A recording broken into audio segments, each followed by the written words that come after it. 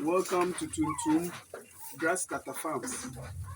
A lot of people has been encouraged to get into grasscutter farming. A lot of people has been told about the good things in grasscutter farming and they have got into it. Some of these people got in with big and huge capitals. Some have been successful and others have encountered losses. Now, I'm going to say this from the bottom of my heart. Before you venture into grasscutter farming, there are three basics. There are three criteria you should be looking at before getting into grasscutter farming. And this is the hard truth. Number one has to do with selection of breed.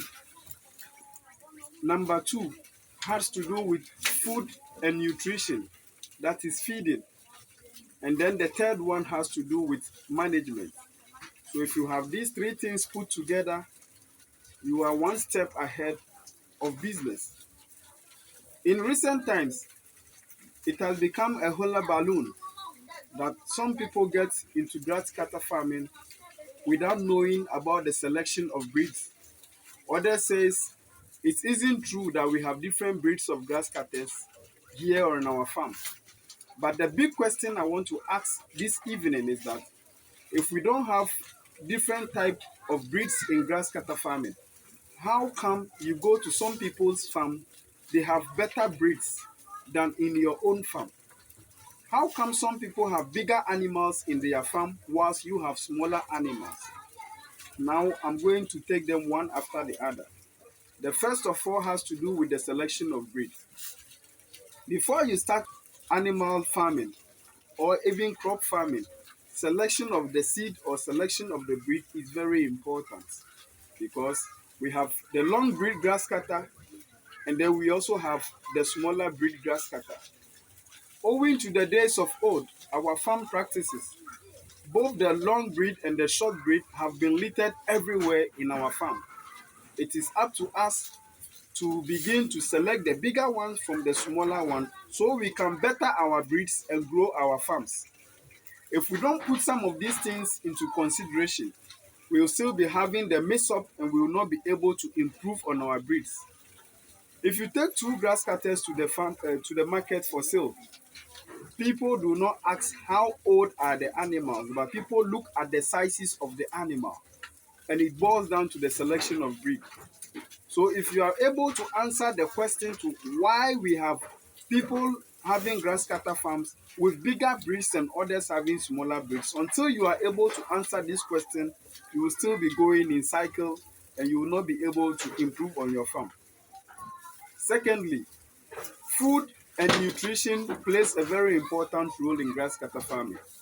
If you have the best of breed without feeding them what they have to be fed, your animals will not be able to do well because you already have the breed, you have the good breed, so you need to feed them for them to take up the weight. If you are not able to select a good breed and you feed your animals so well, they will grow well, but you will not be able to meet the market size we are talking about. So selection of breed is important and food and nutrition is important. Look at these animals this evening. They are feeding on Guinea grass tonight, and they are also feeding on the corn stick. You can see.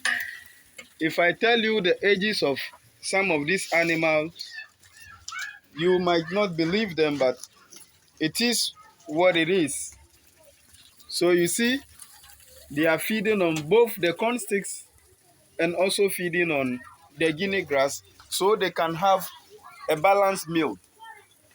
Now, it is also being said that when your grass cutter litters more catlings, the catlings are smaller. But when they litter less, like one and two, the catlings are bigger. Yes, it is somehow true, but it is not always true. It just depends on the breed of animals you have. We know of certain grass cutters that birth and they birth only one or two, and when you look at their catlings, they look like my thumb. Others birth one and two. When you look at them, they look very big. So it just has to do with the selection of breed.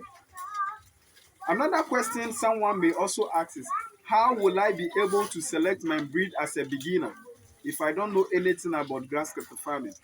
That is why it is always important that before you venture into any business, you need to have a practical and a tutorial lessons about the animals so you'll be able to know how to select your breed. If not, you have to entrust everything in the hands of the farmer you are buying from, and that is very dangerous. So it's always good, and I'll encourage everyone that before you get into any business, be it grass cutter farming, goat farming, piggery, or cow, or whatever it is, you have to have knowledge about the animals you are keeping. The last but not the least has to do with farm management. If you're not able to manage your farm so well, your record keepings are not too good. Look at, you can see all my cages here. They almost have tags on them with their birth dates and the name of the animal. So I'm able to manage. Oh, yeah, don't call me.